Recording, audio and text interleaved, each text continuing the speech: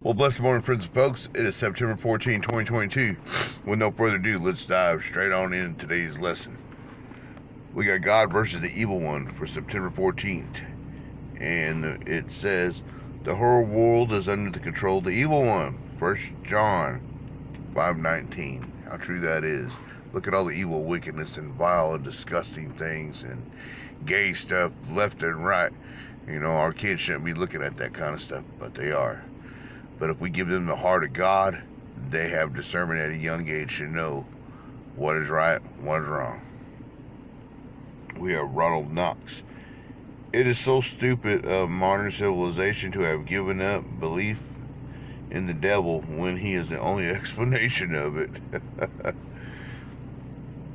In word, perhaps we thought that our friendship with the world was a natural relationship. Perhaps we thought that as long as we defer to God in most things, we are essentially free to pursue anything else our heart desires. Perhaps we thought only the really rebellious sins were sinful, but we are unwise lovers if that's what we thought. When we drink at the philosophies of our world, the strategies of its false systems, the spirit of its idolatries, the pursuit of life, liberty, and happiness first before God, we have drunk poison. It's the enemy's lie that convinces us that all is neutral and that God doesn't care where our affections drive us. The whole world, all of its values, all of its humanistic endeavors, all of its ideologies, is permeated by the spirit of the evil one. He has his hand on everything on this planet. Even the church can be his playground if we entertain him there. And boy, does he walk right up on in there. The believer's life is a separated life. Why? Because there is a malevolent personality in this world designing his plans to undermine the true worship of God. We can recognize this malicious schemer if we're wise and discerning. But it requires the utmost diligence to do so. We must look with insight into our activities, and we must dive into the depths of our own hearts. We must ask the Spirit to reveal our self-deceptions. Otherwise, we end up aiding and abetting the enemy of the Most High God. Indeed, the conclusion. The earth is a battleground between the Eternal One and his foe. The enemy respects no rules of engagement and abides by no morals or obligations, and we strike up a friendship with him casually and often. We don't moan till we're only doing what seems acceptable to our culture and other conscience.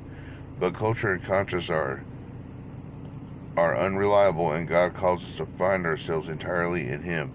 We must drink the cup of his holiness, eat the bread of his word, and spend all of our time with his spirit. He is our only refuge behind enemy lines. That is a good one. Behind enemy lines.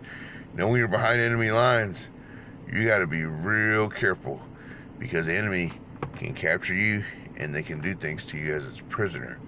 Don't be a prisoner of this world, because the devil runs it. And then, you know, a lot of people, some will say the devil don't own the world, or some will say, how could there be a God if he just lets the devil run it? Look at your word. If you don't read the word, you don't know that. I didn't know that until I read the word, y'all. But yeah, you best believe the devil does run the world. Look at the example of Job. When he asked the devil, the Lord asked the devil, where have you been? He says, I've been to and fro from the earth. See, that's just one example out of very many. Shootings, people freaking out. Shootings in school. I went to school in the 80s. About the worst thing that was going to happen, you went and got a fist fight. I'll beat you at Kmart. I don't know why we did that in High Ridge, Missouri. I'll beat you at National. Now kids just go in and just shoot up a school. Knowing how to fight and being a BA on the street, it don't mean nothing. A puny little kid will pick a gun up, their daddy's gun, and go shoot someone, and then shoot themselves. That's how crazy the world is today. Why? Because the devil runs it. Manipulation, marriages. Look around. The devil is at such a great work in this world. How many actual couples do you see? This is something Eddie and I talked about a long time ago, and that's another reason why I just kept on fighting for our marriage, because I was not going to be like everybody else.